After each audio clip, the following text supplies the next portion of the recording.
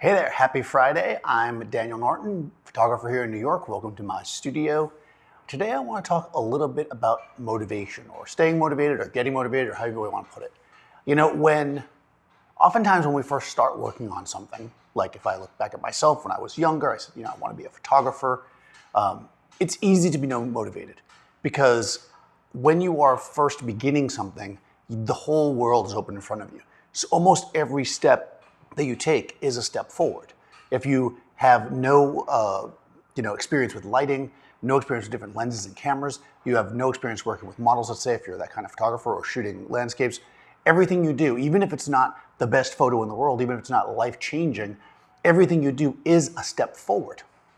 The further you progress through your hobby or your career, what you find happens is that we hit what feels like plateaus. Because sure, a professional photographer, if you want to use that term, can always produce a consistent shot, right? Something the client will always be happy with on some level. But a professional photographer isn't necessarily always breaking new ground. And sometimes that can feel frustrating because you feel like, okay, well, I'm successful, I have a following, I have clients, but yet I'm not myself motivated to move forward. And I think what we need to do, and this can be a trap we fall into as well because we're having success. I should also say that if you are shooting, let's say, headshots, and you're pushing forward, you're trying different techniques, you're trying natural light, you're trying fluorescent light, you're trying flash, you're trying studio stuff, you're trying location stuff, you're trying reflectors, big soft lights, hard lights, whatever, then you get a handful of clients that really like a certain lighting setup that you do. And those people show it to somebody else who then comes to you and says, hey, I like how you did this shot. Can you do that for me? Next thing you know, you're 3 years deep in it, and every client that walks in the studio, you're doing the exact same light.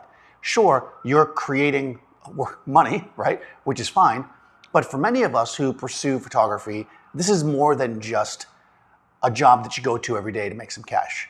It's not repeat this thing over and over again because it brings us in the most income. It's a way of being creative, a way of expressing ourselves. And that can become difficult if you feel like you're kind of shoehorned into doing a very specific thing. In my case, like being more of it on the advertising end of it, we often had to work to layouts. So when you're working to a layout, you kind of don't get to be super creative, right? But what we would do is shoot stuff for ourselves, right? Personal work, if you will, and use that work, show that work to the client at some point as you're working through them, or with them, I should say, so that they understand you have this other edge, right? Because if there's a time at the end of the day, or if something else is going on, you can make a suggestion, you can make some changes, you still get to push it to this next level. That's one really way to really keep good clients, right? They love when you shoot the layout of the exact advertisement, but then you do a few shots at the end that are a little something special. Special meaning like different, right? Because sometimes they'll even use those, sometimes they won't, but at least it shows them, hey, there's something, you want to put something extra into this. So what we want to do is always think about the fact that, light's changing, always think about the fact that we need to be pushing ourselves forward. Even if what we're doing is successful, if shooting with the 1.2 lens in natural light is getting you tons of clients for your weddings, that's cool. But once everybody else gets a 1.2 lens and starts shooting in that style, what separates you, right? And again, a technique is not a style, a technique is not your style, but at the same time, using different techniques to try this stuff out is part of developing a style. So I think it's important to think about, if we want to stay motivated, is to not necessarily have goals like, I mean, sure, that works. You can take a business class for that. I want to earn this much, or I want to do this many weddings a year. That's great. But that only motivates you on the business end. To be motivated on the photography end, we need to look beyond. We have to think about images that we want to create, images in our head, or we watch movies and see things that inspire us.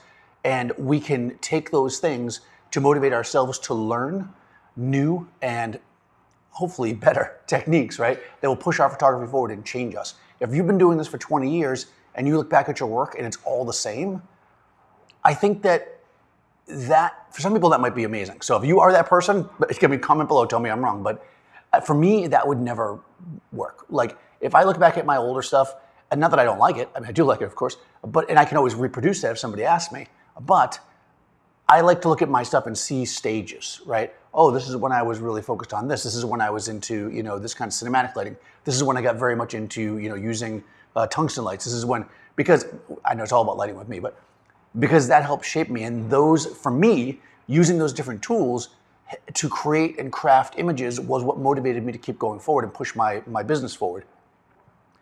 Do we want to obviously push the business side of it and keep doing the thing because somebody's paying us? Yes, if that's what you do. But also consider at some point you might hit a wall where you feel like you're not moving forward. So to prevent that, my advice for motivation is to always be experimenting, even when you don't need to for a job. Don't feel like I'm only going to pick up my camera when I'm getting paid, because I think that will cause stagnation.